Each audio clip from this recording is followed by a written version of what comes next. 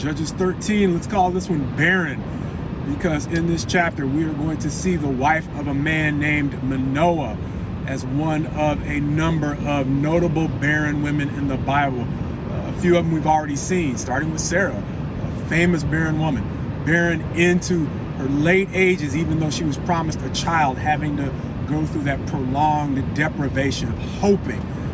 But likewise, her son ended up taking on a wife, the name of Rebecca, who also was noted as being barren for a prolonged period of time, waiting for the delivery of a son, who one of her sons would also take on a wife by the name of Rachel, who would have a prolonged period of barrenness. It was associated with, in many ways, great suffering. And then after Manoah's wife, we're going to see a woman by the name of Hannah, who's eventually going to be the mother of a man named Samuel after a prolonged period of barrenness and the mourning that goes along with that. The first thing we want to understand, kind of looking at this chapter thematically as well, is the way in which barrenness, even when it's associated with great anguish, can create a greater weight of joy when a thing that God has intended for you all along follows a period of deprivation. And God willing,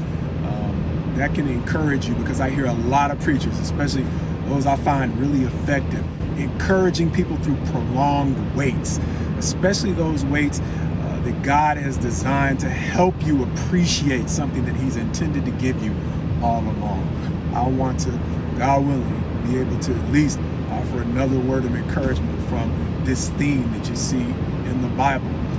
Waiting can be difficult. There are times when a wait is an indication of that's just our station in life.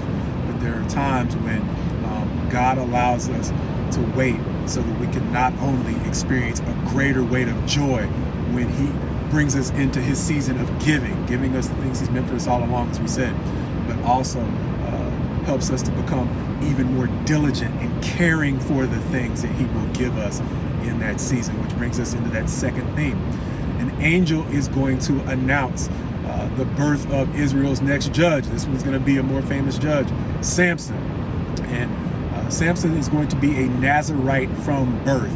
And so it's probably fitting that his mother was noted as being a barren woman, because this child, who's supposed to be a Nazirite from birth, is going to be barren in a different way. He's going to experience a life of deprivation, because the Nazirite vow was designated generally to be a voluntary period of commitment during which people entered into a time of deprivation in service to God.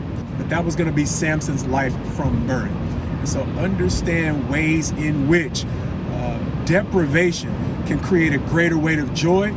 But as the saying goes, too much of even a good thing can be damaging or destructive. And so one of the things I'm going to go out on a limb and say is that parenthood is tough.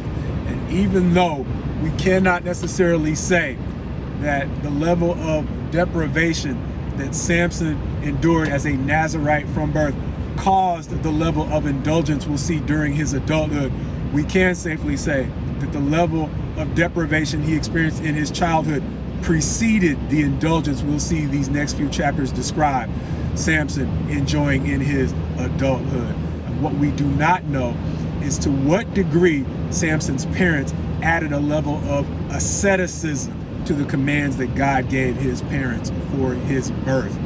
Understanding that asceticism, I'm going to boil it down colloquially to the term we use nowadays as extra.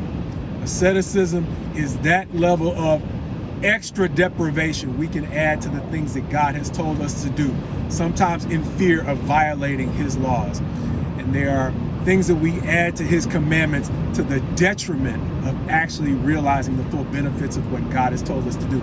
Going back to His counsel to both Moses and Joshua to neither add nor take away from the counsel that He was giving them through the law of Israel, so that we do not add to His counsel about the ways in which we should care for the gifts that He gives us, a weight of asceticism that actually makes those gifts a burden. Which is why we often say, God's best to you as you go forward in Him, finding the balance that's inherent in God's counsel properly applied.